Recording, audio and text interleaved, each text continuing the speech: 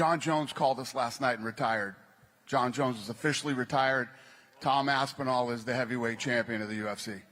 The moment lands like a low kick without a check. The boss drops Jon Jones's retirement basically between small talk about Baku and the next media slot. No countdown, no tears, no octagon finale. Just an aside that turns the heavyweight order upside down in a single clause. Just picture it. Years of myth, scandals, comebacks. And then the Jones chapter gets closed like a footnote. At the same time, Aspinall is crowned king, so casually you almost forget what that sentence just unleashed. The UFC era of perhaps the most talented fighter ever doesn't end with a gong, it ends with a shrug. What's behind it is even more absurd. Whoever exits like this either doesn't want noise or can't control it anymore. The stage was right there. A dedicated presser, a big narrative, a legend send-off. Instead, retired. Next topic. That reeks of damage control or pure indifference. Either one is red hot for a GOAT. And this is exactly where the gossip starts to boil, because the tone of Jones's goodbye says more than any trophy. Next up is the farewell letter, so smooth you wonder if there's any heart left in it, or just autopilot. Jon's farewell letter reads like soothing tea in text form, smooth, sterile, and zero heartbeat. No call out, no date, just generic platitudes. More autopilot than farewell. For a GOAT, that's a whisper instead of a finale, and that's the point. An honest ending, even a bitter one, would have been louder than this fade out. What's behind it is even more absurd. A real ending in the cage, even with a big loss, would have been more honest than this fade out off stage. Losses define hierarchies. Silence only grows question marks. Instead of a last dance, listed as active for months while an interim champ existed, but no attempt to unify. The division waited. The curtain didn't. And that's the sting. If you don't fight, the narrative decides for you. The run feels hollow. The legacy wobbles, and it could have ended so easily in a different way. Next step, the better exit options he waved off. When I was 25. What did you have? You had colitis? Yeah, colitis, yeah. What is that? What causes that? We don't really know what it caused it, but the best theory is that before my last fight with Michael Bisping, I tried to put on extra weight. So I followed a diet program that I was eating almost every 2 hours. And I think your system is like a car. You know, if you do a lot of mileage, it overuse it. So that's what happened with the stress and everything. During my training camp, I had big problem. You know, I couldn't sleep. I had crazy cramps, you know, sometimes. And I had blood. Even like when I went to the bathroom, at one point I had to go do some tests because I was worried.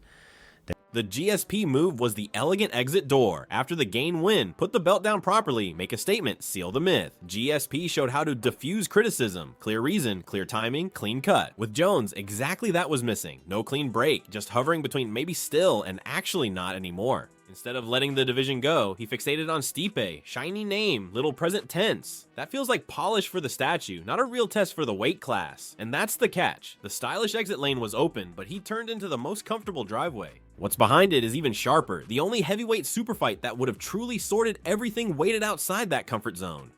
The only heavyweight fight that would have decided everything had one name, Francis Ngannou.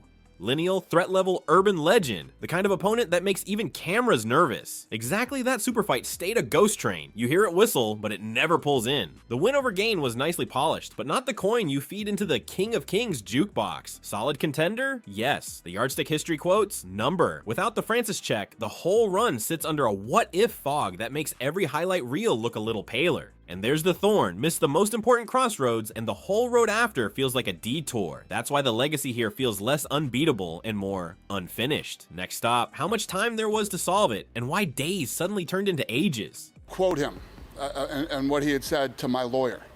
Told my lawyer he wants what Deontay Wilder was paid. I think it was $30 million. That set the stage. Money is a trench, not a bridge. But while the number popped like a flashbulb, the clock kept running in the background. 840 days. Enough time for at least one clear status check. Unify, defend, dominate. Instead, the story crawled forward like thick tar, and this is where the narrative flips. If you talk about numbers for so long, but not about opponents, greatest champion of his era turns fast into manager meeting with gloves. The sport needs proofs, not payment plans. The soft hook. Next, it gets even more uncomfortable, because even when the division offered a clear touchstone, the pen hovered above the contract. The real test suddenly had a name: Tom Aspinall. First, Pavlovich rumbles like the next end boss. Then Tom walks in, sets the chair in the middle, and everyone turns their heads. Timing, precision, ice cold mode. The exact style that makes champions sleep nervous. From that moment on, clinging to Stipe felt like a museum visit. Nice for the memories, zero statement for the now. Aspinall wasn't just another contender. He was the kingmaker of the present. Beat him, and you define the division. Avoid him, and you define the narrative. And that's where the gold starts to scratch. When the clearest litmus test is in the room, and you reach for the legacy polishing cloth instead, even a big name loses shine. Next, Interim and Undisputed collide head on, and the comparison will hurt. Undisputed should sound like thunder. Instead, the Interim belt is louder. 2 fights here, 2 fights there. On one side, Ngannou and an aging Stipe. On the other, Pavlovich and Blades, both with freshly sharpened edges. Guess which resume looks more dangerous today? That's why the picture bites. The real champ looks like the one with the softer route, while the Interim title suddenly feels like the sports gauntlet. The system eats itself. Interim, meant as a gap filler, ends up the more credible paths. And while cards got filled, one question kept growing outside: unify the titles. Every month without resolution drains shine from the gold. If the Interim champ has the stronger case, Undisputed is just a word on leather. The UFC came correct with the money. Jon asked for top dollar, they offered him top dollar. Jon Jones was offered the deal, I said it, he finally accepted. The problem is he went back on his word. If I give him the opportunity to fight me, I want to be so compensated. I want to say it, I want that fuck you money, honestly. Jon Jones agreed to do the fight, so Jon Jones was offered the deal and accepted the deal.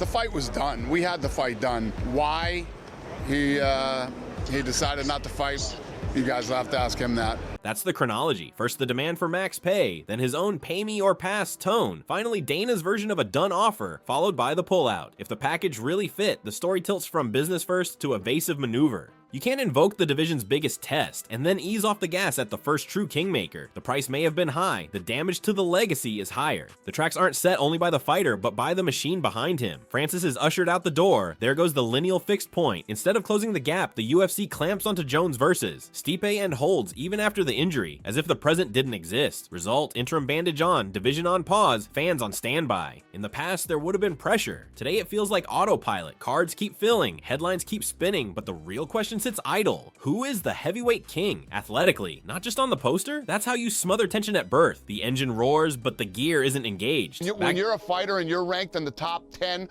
or the top 5, you fight whoever's available and whoever's ready to fight. If you believe that you're the best in the world, you should fight anybody. You should fight all comers.